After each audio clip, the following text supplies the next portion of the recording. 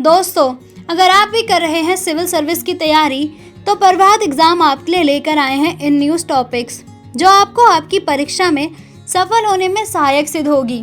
लेकिन उससे पहले, अगर आप हमारे YouTube चैनल पर पहली बार आए हैं, तो हमारे चैनल को सब्सक्राइब करना ना भूलें।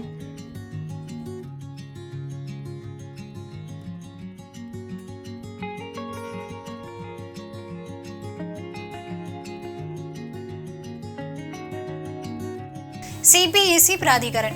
हाल ही में चीन ने 60 अरब अमेरिकी डॉलर की परियोजना चीन पाकिस्तान आर्थिक गलियारा यानी CPEC की धीमी गति को लेकर सभी करीबी मित्र देशों के मध्य बढ़ती दरार की खबरों के बीच CPEC प्राधिकरण को खत्म करके पाकिस्तान के फैसले को मंजूरी दे दी। क्या है CPEC प्राधिकरण? चीन पाकिस्तान आर्थिक गलियारा यानी CPEC प्राधिकरण वर्ष 2019 में अध्यादेश के माध्यम से स्थापित किया गया था।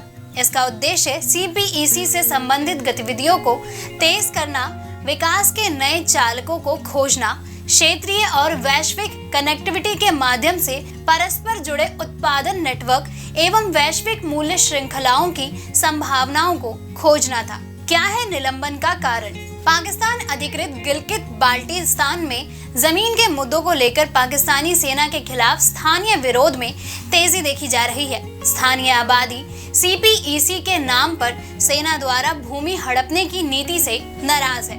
अप्रैल 2022 में बलूच लिबरेशन आर्मी यानी BLA द्वारा कराची विश्वविद्यालय में किए गए आत्मघाती बम विस्फोट में 3 चीनी नागरिक मारे गए। यह प्रतिक्रिया बलूचिस्तान में चीनी निवेश के विरोध का संकेत थी। चीन कथित तौर पर पाकिस्तान पर दबाव बना रहा है कि वह चीनी एजेंसियों को अपने कर्मियों को सुरक्षा प्रदान करने की अनुमति दे, जबकि इस्लामाबाद इसका विरोध कर रहा है क्योंकि वह चीनी सशस्त्र बलों का नियंत्रण पाकिस्तानी जमीन में नहीं चाहता है। पिछली सरकार द्वारा चीन से की गई प्रतिबद्धताओं का पालन न हो पाने एवं कराधान नीतियों में बदलाव के कारण CPEC परियोजनाओं को भी देरी का सामना करना पड़ रहा था। चीन पाकिस्तान आर्थिक गलियारा CPEC चीन के उत्तर पश्चिमी झिंगजियांग उइगुर स्वायत्त क्षेत्र और पाकिस्तान के पश्चिमी प्रांत बलूचिस्तान में ग्वादर बंदरगाह को जोड़ने वाली बुनियादी ढांचा परियोजनाओं का 3000 किलोमीटर लंबा मार्ग है। यह पाकिस्तान और चीन के बीच एक द्विपक्षीय परियोजना है जिसका उद्देश्य ऊर्जा, औद्योगिक और अन्य बुनियादी ढांचा विकास परियोजनाओं के साथ राजमार्गों, रेलवे एवं पाइपलाइंस के नेटवर्क द्वारा पूरे पाकिस्तान में कनेक्टिविटी को बढ़ावा देना है। यह चीन के लिए ग्वादर बंदरगाह से मध्य पूर्व और अफ्रीका तक पहुंचने का मार्ग प्रशस्त करेगा ताकि चीन हिंद महासागर तक पहुंच प्राप्त कर सके तथा चीन बदले में पाकिस्तान के ऊर्जा संकट को दूर करने और लड़खड़ाती अर्थव्यवस्था को स्थिर करने के लिए पाकिस्तान में विकास परियोजनाओं का समर्थन करेगा। CPEC belt and road initiative यानी BRI का एक हिस्सा है। वर्ष 2013 में शुरू किए गए बेल्ट एंड रोड इनिशिएटिव का उद्देश्य दक्षिण पूर्व एशियाई, मध्य एशियाई, खाड़ी क्षेत्र, अफ्रीका और यूरोप को भूमि एवं समुद्री मार्गों के नेटवर्क से जोड़ना है। भारत CPEC की लगातार आलोचना करता रहा है क्योंकि यह पाकिस्तान अधिकृत कश्मीर के गिलगित बाल्टिस्तान से होकर गुजरता है जो भारत और पाकिस्तान के बीच एक विवादित क्षेत्र है। कॉरिडोर को भारत की सीमा पर स्थित कश्मीर घाटी के लिए वैकल्पिक आर्थिक सड़क संपर्क के रूप में भी माना जाता है।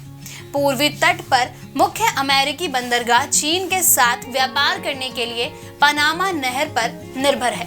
एक बार CPEC के पूरी तरह कार्यात्मक हो जाने के बाद चीन अधिकांश उत्तरी और लैटिन अमेरिकी उद्यमों के लिए एक छोटा एवं अधिक किफायती व्यापार मार्ग की पेशकश करने की स्थिति में होगा। यह चीन को उन शर्तों को निर्धारित करने की शक्ति देगा जिनके द्वारा अटलांटिक और प्रशांत महासागरों के बीच माल की अंतर्राष्ट्रीय आवाजाही होगी। चीन स्टिंग ऑफ पल्स की नीति द्वारा हिंद महासागर में अपनी उपस्थिति बढ़ा रहा है। स्टिंग ऑफ पल्स अमेरिका द्वारा गढ़ा गया एक शब्द है जो अक्सर भारतीय रक्षा विश्लेषकों द्वारा हवाई क्षेत्रों और बंदरगाहों के नेटवर्क के माध्यम से भारत को घेरने की चीनी रणनीति का उल्लेख करने के लिए उपयोग किया जाता है। चटगांव बंदरगाह बांग्लादेश, हनबनटोटा बंदरगाह Sri Lanka, port Sudan, Maldives, Somalia और सोशाल में मौजूद उपस्थिति के साथ ग्वादर बंदरगाह पर नियंत्रित कर समावादी राष्ट्र द्वारा हिंद महासागर का पूर्ण प्रभुत्व स्थापित करना है। One belt one road. One belt one road वर्ष 2013 में शुरू की गई एक मल्टी मिलियन डॉलर की पहल है। इसका उद्देश्य दक्षिण पूर्वी एशिया, मध्य एशिया, खाड़ी क्षेत्र, अफ्रीका और यूरोप को भूमि एवं समुद्री मार्ग के नेटवर्क से जोड़ना है।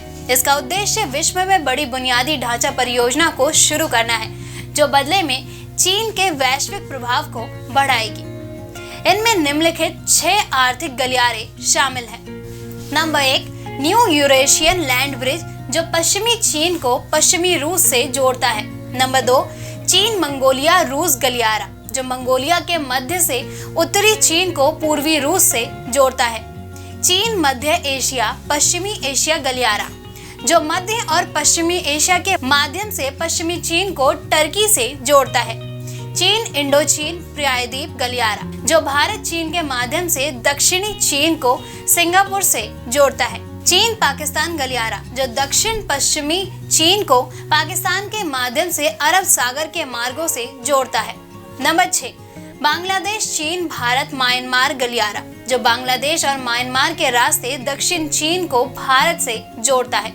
इसके अतिरिक्त समुद्री silk road Singapore Malaysia, Hind महासागर, अरब सागर और होर्मुज जलडमरू मध्य के माध्यम से तटीय चीन को भूमध्य सागर से जोड़ता है।